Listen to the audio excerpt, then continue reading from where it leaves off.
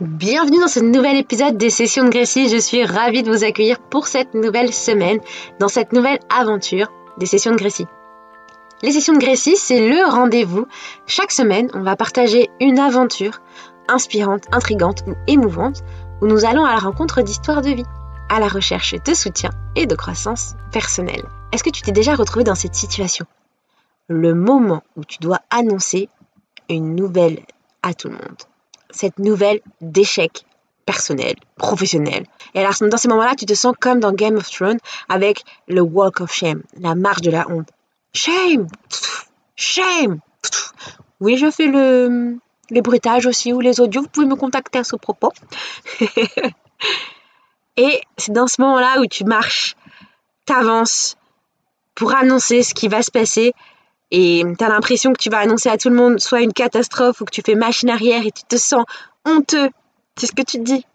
Et je voulais parler de ça et de cette notion d'échec professionnel, en tout cas dans ce cas-là, la notion d'échec entrepreneurial. Avant de parler d'échec et de ce qu'on peut ressentir et comment on peut faire pour rebondir après un échec entrepreneurial, en tout cas un échec même professionnel, je pense que ça peut aller au-delà, mais on exprime un échec entrepreneurial comme la renonciation, contrainte ou libre à un projet de création d'entreprise ou à la dissolution d'une société ou d'un projet professionnel nouvellement créé. Ok. Il y a une chose qu'il faut savoir dès le début dans le monde de l'entreprise, on doit couper beaucoup. On doit couper régulièrement. Couper des budgets, couper des personnes qui travaillent pour soi. Quand j'ai le mot couper, c'est parce que c'est assez net et c'est assez facile à visualiser. On coupe, on cesse, on arrête. Mais couper ne veut pas dire échouer. Pour moi, et comme le dit Nelson Mandela, je ne perds jamais. Soit je gagne, soit j'apprends. Et si je n'atteins pas mon objectif, j'en ai peut-être atteint plein d'autres. Arrêter, c'est aussi apprendre. J'ai appris que telle ou telle chose ne m'apporte rien, ne me fait pas gagner assez, me fait dépenser trop. Alors pour moi, que ça soit de renoncer de manière contrainte ou libre, il y a forcément une façon de rebondir après ça. Plutôt que de s'imaginer marcher avec cette marche de la honte et devoir venir annoncer à notre entourage ce qui se passe dans nos vies, on peut arrêter de courber les chines et affirmer fièrement, et cela quand tu te sens prêt, que tu as clôturé, que tu as coupé. N'oublie pas de clôturer avec beauté ton entreprise, que l'arrêt soit libre ou contraint. C'est une aventure qui s'est passée, la fin d'une histoire. On ne verrait pas un film se terminer sans générique de fin, parce qu'il faut pouvoir remercier, clôturer et fêter la fin de ce film. Cet échec entrepreneurial, il faut plutôt pour moi le prendre comme la digestion. On n'imaginerait pas, on sait bien, un corps humain sans digérer, il meurt. Et c'est pareil, clôture-le avec beauté, parce qu'il y a forcément des micro-réussites dans ce que tu as fait.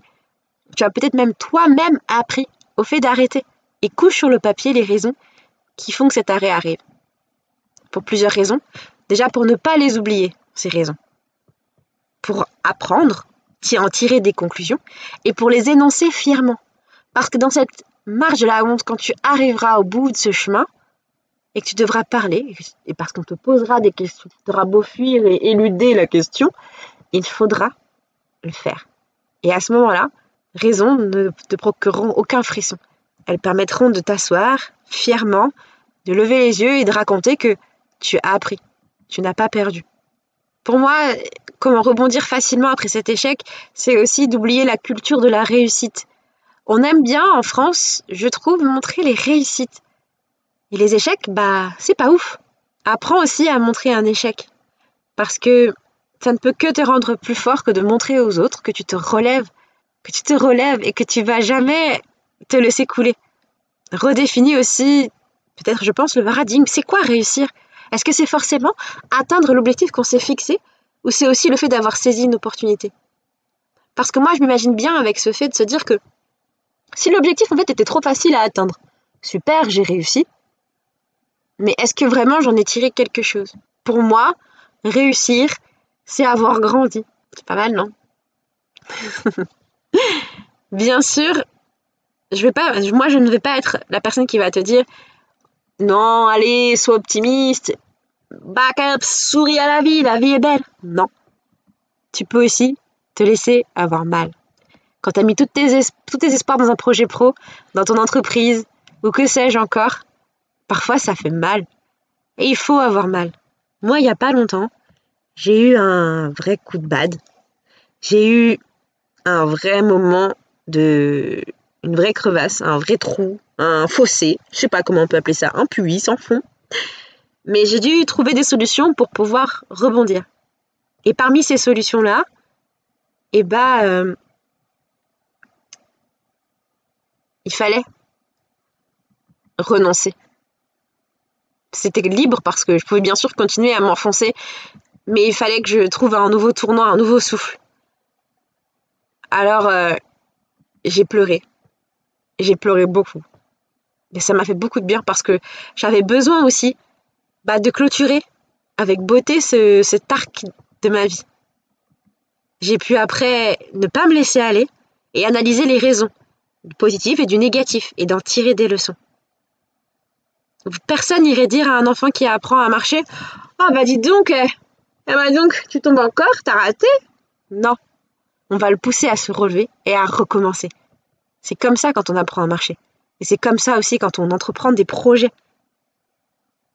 Et bien sûr, si nous restons des entrepreneurs, eh bien en fait la tête, elle est déjà dans le prochain projet. Je pense qu'en fait cet épisode-là, il est tout autant pour ceux qui aiment monter des projets que pour des entrepreneurs. En fait, pour ceux qui veulent créer des choses par eux-mêmes. Il n'y a pas d'échec tant que nous ne le disons pas. Si on préfère y voir un apprentissage, si on arrive à voir cet apprentissage derrière un projet qui n'a pas abouti, qui n'a pas été jusqu'au bout de ce qu'on imaginait, c'est pas forcément un échec. J'imagine aussi, avant de terminer ce podcast, juste une dernière image. Quand on a un enfant, on a un projet.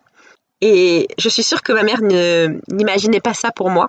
Quand elle m'a vu grandir, quand elle a vu les études que j'ai faites, je suis sûre qu'elle ne s'est jamais dit « Oh, elle sera créatrice de contenu ». D'ailleurs, ça n'existait pas ce métier-là quand je suis née. Elle avait un projet et je suis finalement arrivée à autre chose qui me permet à la fois d'être heureuse, de vivre. J'ai pris des leçons et aujourd'hui, je suis bien loin de ce qu'elle imaginait que je serais. Et pourtant, je ne suis pas un échec. Personne ne viendrait me dire « écoute, si c'était un échec ». Alors, ne pensez pas ça de vos projets. Cherchez toujours à apprendre des côtés plus positifs et d'autres des points à améliorer, les points les plus négatifs des projets. Parce que c'est sûr, vous avez tiré une leçon de chacune des activités, chacune des tâches que vous avez faites.